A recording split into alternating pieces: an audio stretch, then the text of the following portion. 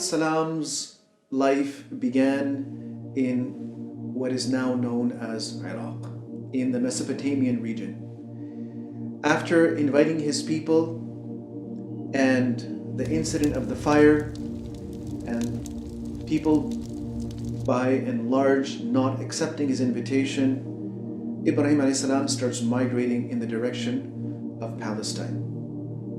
He settles down there at various places. He stopped in what is now known as Nablus, and he went further west, and with him were his wife Sarah and his nephew Lut alayhi salam. At one point, Ibrahim alayhi salam goes to Egypt, and that is where the incident of the king who tries to kidnap Sarah takes place, and Allah subhanahu wa ta'ala helps her, and the king not only lets her go, but he also gifts her with someone who is going to look after her. Now, there are various approaches to this incident, but when we look at what the ahadith are saying, and also what some of the biblical narratives are saying, when we put all of this together, there is indication that Hajar, the one that he handed over to Sarah, was not an ordinary person. In fact, some historical narrations mention that she happened to be his daughter, and he was so overwhelmed by this karama of Sarah that every time he tries to approach her and grab her, Allah subhanahu wa ta'ala saves her from him. He became impressed, and he wants to not only set her off but give her something, so he sends his own daughter. Some narrations mention from that perspective that Hajar was in fact the daughter of the king. Others mention that she was just a person that he gave over. The reason why this is being mentioned is that some people looked at Sayyida Hajar in a derogatory fashion. They tried to undermine her importance and thereby undermine the importance of Banu Ismail. That all of the offspring of Ibrahim alayhi salam through Ismail alayhi salam was from Hajar, and she was a slave girl. Therefore, they do not have the importance that the progeny of Ishaq has. This is incorrect. In any case, even if she was a slave, even if she was a servant, she had gifted her over to Ibrahim alayhi salam, who freed her and married her. So she was in fact the wife of Ibrahim alayhi salatu wasalam. Allah subhanahu wa ta'ala gave her Ismail alayhi salatu wasalam, and various circumstances ensued. The result of this was that Ibrahim alayhi salam was commanded by Allah subhanahu wa ta'ala to bring them to this land of Makkah. It was a long, difficult, and dangerous journey, and they crossed many regions, many types of landscape.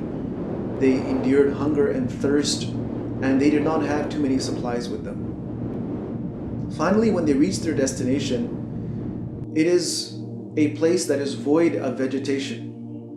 There are no trees, there are no gardens, there are no rivers or streams or wells. It is a completely uninhabited place. And that dua that Ibrahim alayhi salam made, that ربنا إني أسكنت من ذريتي بواد غير ذي زرع عند بيتك المحرم. O Allah, I have left part of my progeny here in this valley that has no vegetation, and it is close to your sacred house. And again, if Ibrahim ﷺ made that dua at the time that he was departing, this would also indicate that Al-Bayt al-Muharram was already there. Nevertheless, he leaves them there. Sayyida Hajar alayhi ridwan continues to ask him that, How can you leave us like this? Why are you leaving us here like this? Ibrahim alayhi salam was commanded not to respond. He did not have permission from Allah subhanahu wa ta'ala to explain the reasoning. Yet when he was turning away, she asked that, has Allah subhanahu wa ta'ala commanded you to do this? So he nodded yes. So right away she said, in that case, Allah subhanahu wa ta'ala will not put us to waste. Allah will not waste us. He will not ruin us. When Allah subhanahu wa ta'ala commands someone to do something, she knew that Allah subhanahu wa ta'ala does that because He wants to give them something, not because He wants to take something away. Allah subhanahu wa ta'ala, in His infinite wisdom, never commands His slaves to do something that is ultimately going to hurt them or harm them. So armed with this faith, she assesses her situation. The young Ismail is now crying out of hunger and thirst, and he is starting to turn about and panic. So she tries to use whatever asbab she has at her disposal at that time, whatever means she has. At that time, the only means that she had was that maybe there is someone in the nearby area that I can approach for water. So there are two hills there, two rocky hills, the hills of Safa and Marwa. So she climbs up Safa and then looks around. Is there anyone in the area? Are there any caravans coming from that direction? Any sign of human beings or water? She doesn't see anything. She comes down the hill, travels across this plain, this flat area, and goes up to the next hill, Marwa, and does the same thing. And she does this 7 times. After doing this 7 times, she sees an angel who is there right where her son is, and he scrapes the ground,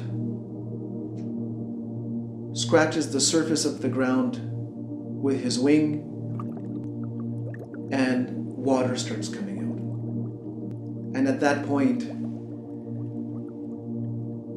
how she would have been overjoyed and overwhelmed with this help of Allah subhanahu wa ta'ala, only she knows, and Allah subhanahu wa ta'ala knows. But the water just started coming out. So she made sort of like a basin around it to contain it. In fact, some narrations mention that if she hadn't done that, the water would have just come out, it would have formed a river. In any case, she now has a life source to sustain her and her child, and this water is no ordinary water. Like our Prophet ﷺ told us that this takes the place of a drink. It serves the purpose of quenching our thirst, but it also serves the purpose of satisfying our hunger. And ma'u zamzama lima shuriba lah. This, in fact, will fulfill any purpose that you drink it for.